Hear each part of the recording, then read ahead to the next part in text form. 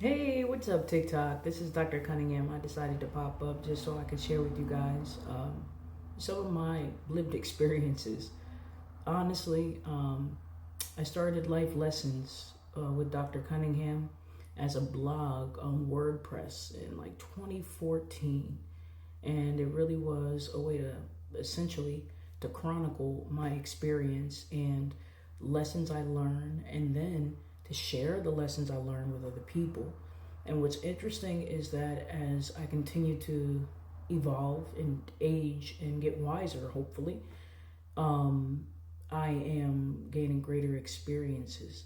I've had a few experiences with consideration of mental health. At the same time, as I continue on my journey, I'm able to really speak from experience, especially to destigmatize mental illnesses, and or when there are very treatable situations that people are dealing with consideration of their mind and emotions, and the connection between the mind and the body. The reason why I say that is because this past year was the first time I met with a neurologist. And the reason is while I was teaching, I started noticing how I'm literally in the middle of a lecture, and then I would pause because I'm retrieving a word. You ever just like lose a word and then literally you're like, okay, I'm trying to grab for it, I'm reaching for it, and then all of a sudden you're like, where is it? And it requires like 3-4 minutes. You go off on another tangent, and then you're like, oh, the word was of. It's just like, I ever had a glitch before where there was a situation where you were like, how do I write the word was? Well, it sounds like W-U-Z, but it's not W-A-S.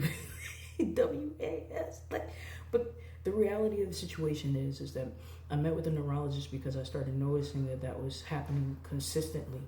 And it started off very slowly, but it was over the course of like a year.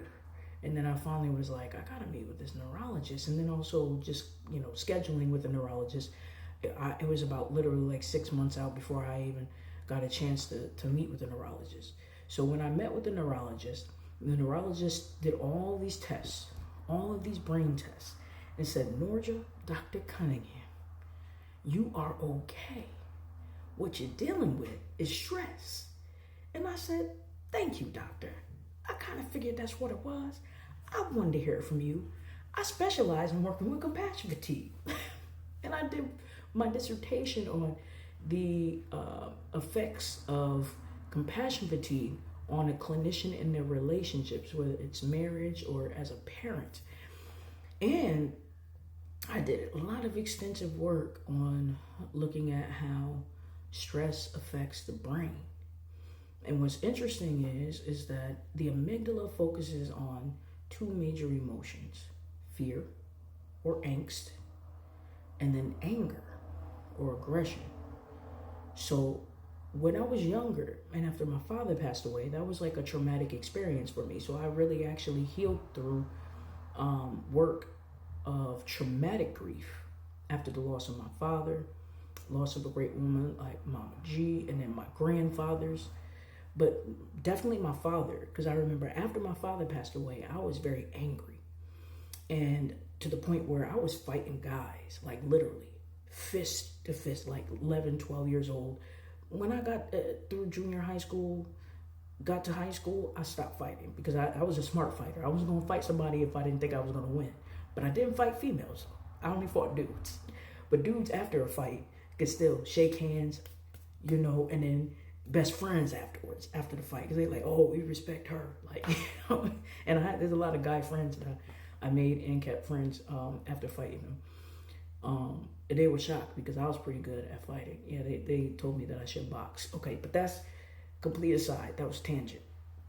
At the same time, what I'm saying is the amygdala, if it doesn't trigger anger, it can trigger angst.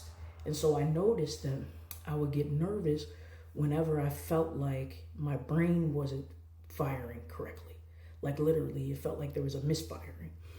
And then I did some research, and we started to see how feelings like anger, like stress, can affect our brain and our neurological pathways and how our neurons fire, just like someone who consumes alcohol or does drugs, like it starts burning the nerves in your brain. And so what I noticed is that my stress was literally affecting my brain functioning. And on a neurological level, even though I was meeting with the neurologist, they did external tests. They didn't do like the internal test to look at my brain functioning and all the how the synapses were firing or misfiring or anything like that. But I know what I was feeling. And so what I did was I started a routine where every day, or at least 5 days a week, I made sure I read something. Now, for me, it was scripture and a new word. But then I also included a form of prayer and meditation, deep breathing and calm. And then what I notice is that because that's a daily routine is very important with consideration of consistency for the focus of the mind and also for the healing of the mind and the neurons. It is possible for your neurons to grow again.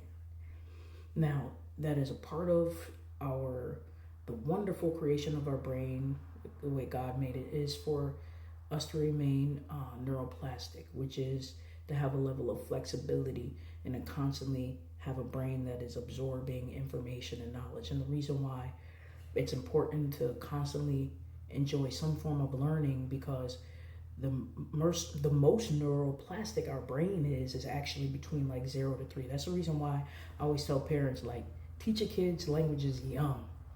Because if you teach the language young and you also maintain the language through the remainder of their life, they learn the language.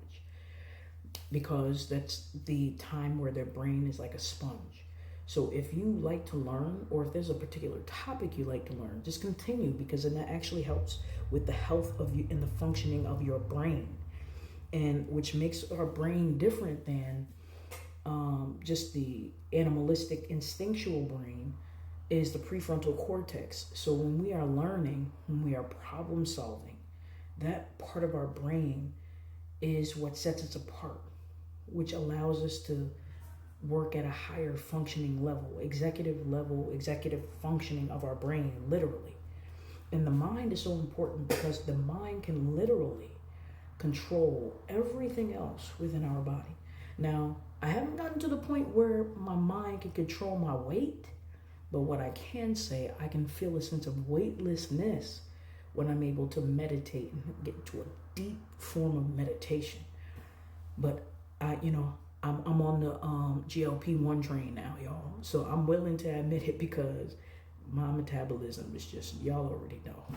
But what I am saying, though, is that ultimately, with consideration of those whom have concerns with glitches, the neurologist told me simply this: record and read something aloud. And so sometimes when people feel like their voice is glitching or their brain isn't working with their mouth, then they want to sit silently. But I was told to do the opposite. Speak more. Speak a lot. Engage with the conversation, even if you mess up, because you know what? And then don't flood yourself with fear. The best thing to do when you start feeling that glitch, calm yourself, because then your brain will work through it and bypass the amygdala, bypass the fear, bypass the anger, in order to speak what you must speak clearly.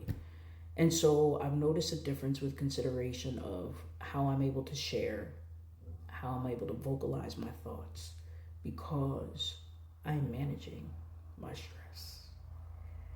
And so that makes me a better professional when I'm able to manage my stress. And that's for anyone, especially with adulting. Moved here to California from the East Coast on my own, and I'm doing okay. Just working through all of it. I just want to encourage somebody else. Continue to utilize your voice, even if it glitches, because to utilize your voice shows bravery. Speak your truth. Teach the people. Tell them something good. Y'all have an excellent day, okay? Peace. And let's destigmatize mental illness. Let's talk about health. Mental health. The wholeness, the wellness of our minds matter. Y'all have a great day.